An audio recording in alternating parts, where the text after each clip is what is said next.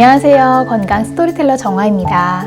네, 오늘은 만병의 근원 염증에 대한 내용인데요. 평소 피로감이 좀 누적이 되셨거나 무력감이 들거나 혹은 소화 기능 장애가 생겼거나 잦은 두통이 있으신 분들은 좀 더 집중해서 보시면 좋을 것 같습니다.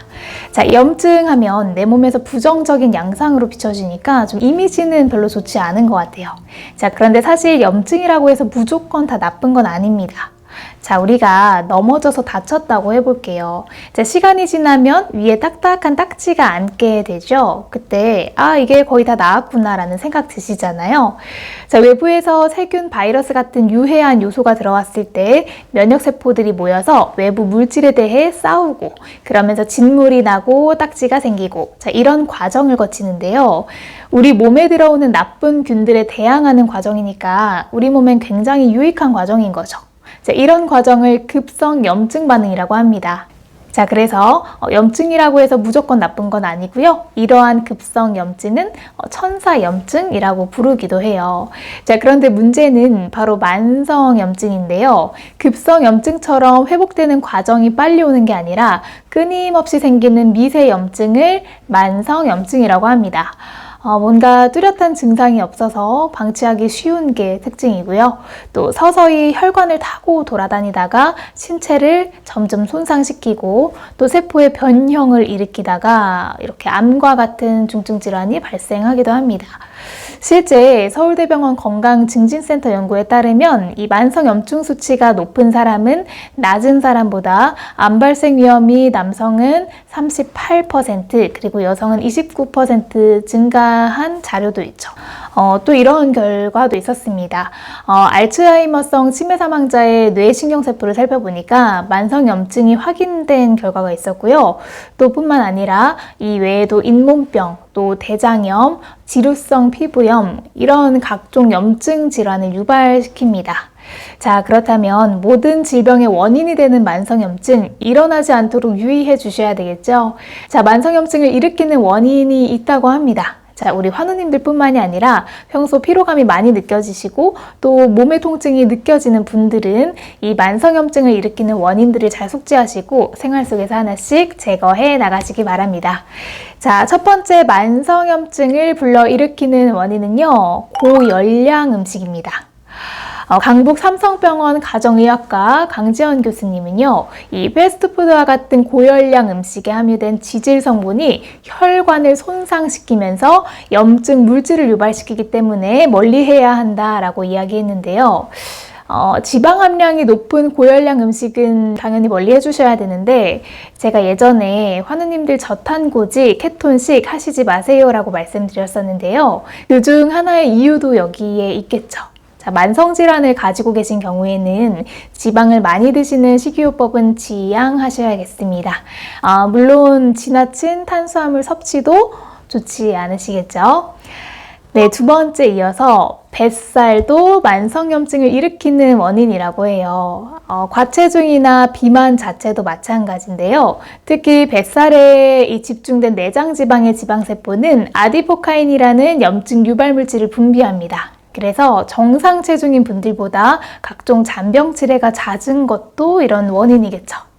많은 전문가들은 비만으로 인한 만성염증이 심혈관계 문제를 일으켜서 심혈관 질환 발병 위험을 높인다라고 하니까 평소 적정 체중을 유지하고 또 정제 탄수화물 먹지 말고 적정한 유산소 운동과 근력 운동을 실천해 주시는 게 중요하겠죠.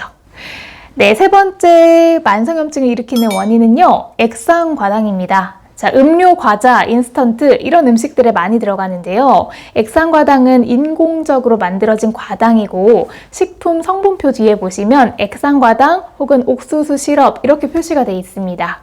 마치 뭔가 과일의 과당이나 옥수수에서 추출한 천연 시럽 이 정도로 생각이 될 수 있는데, 자, 액상과당은 옥수수 전분에 이 포도당을 가공 과정을 통해 과당 비율이 높아지도록 변화시킨 인공 감미료예요. 그래서 영양소 없이 열량만 높고 또 식이섬유가 없습니다. 그렇다 보니까 과일의 과당보다 몸에 흡수되는 속도가 훨씬 빨라서 혈당을 빨리 올리기 때문에 각종 성인병을 일으키고, 또 천연 과당보다 이 혈액에서 단백질 성분과 잘 엉겨붙어요. 이로 인해서 혈액 속에 염증 물질이 생성이 되는 거죠. 액상과당의 섭취를 줄이기 위해서는 가공식품 섭취 자체를 줄이셔야 되고, 가공식품 구입하시더라도 라벨 재료명에 액상과당, 또 고과당 콘시럽, 옥수수 시럽 이런 단어가 들어가 있는지 확인을 해 주실 필요가 있습니다. 네, 그리고 또 만성질환의 또 다른 원인으로 잘못된 자세도 포함이 되어 있습니다. 이렇게 구부정하거나 너무 고정된 자세는 림프가 잘 순환되지가 않겠죠. 림프는 노폐물을 배출시키는 역할을 하기 때문에 염증이 한 곳에 머물러 있으면 만성염증이 늘어납니다. 같은 자세로 일하시는 분들, 사무실에서 스트레칭 자주 해주셔야 되겠죠. 네, 마지막 만성염증을 일으키는 또 다른 원인은 만성 스트레스입니다. 네, 아무래도 스트레스가 계속되면 교감신경이 과도하게 흥분되고, 이때 분비되는 코르티솔이라는 호르몬이 염증 반응을 촉진시킵니다. 이런 염증 반응이 장기간 지속돼서 만성염증을 일으킬 경우에는 이 염증 물질들이 전신을 통해 신체 기관을 공격하고 망가뜨리게 되는데요. 미국 존스 홉킨스 의대의 한 연구에 따르면 40에서 50대 이때 염증 수치가 높았던 사람이 70대 때 뇌 부피가 5% 이상 더 줄었습니다. 특히 기억을 담당하는 뇌 부위가 눈에 띄게 작아지면서 치매 위험도가 3배 더 높아질 수 있다는 결과가 나온 건데요. 이 외에도 뇌의 세로토닌을 감소시켜서 우울감을 높인다는 연구 결과도 있습니다. 네, 우리 몸에는 외부 위험에 반응해서 염증 반응이 언제든지 생길 수는 있어요. 흔히 인후염, 폐렴, 요로 감염과 같은 이런 급성 염증은 신체의 방어 기전이기 때문에 회복하기 위해서 꼭 필요한 반응이죠. 그런데 이 원인 물질들을 제거하지 않고 계속 남겨놓는다면 앞서 말씀드린 것처럼 온몸을 돌아다니면서 문제를 일으키게 됩니다. 영국 유니버시티 칼리지 런던의 연구에 따르면 주 5회 30분간 중강도 운동을 하면요, 염증 수치가 12% 떨어진다고 해요. 그래서 꾸준한 운동, 특히 내장 지방에서 염증을 유발하는 특정 물질이 분비되기 때문에 복부 운동 병행해 주시고, 당분, 트랜스 지방, 정제 곡물 섭취하지 마시고요. 반대로 오메가3와 같은 불포화 지방산, 예를 들면 주 1, 2회 정도는 등푸른 생선을 섭취해 주시면 이런 것도 도움을 받을 수 있습니다. 또 요즘 코로나도 기승이긴 하지만 이 미세먼지도 호흡기를 통해 들어와서 만성염증을 일으키는 원인이 되기도 하니까 이왕 마스크도 챙겨서 쓰는 습관 들이셨으면 좋겠습니다.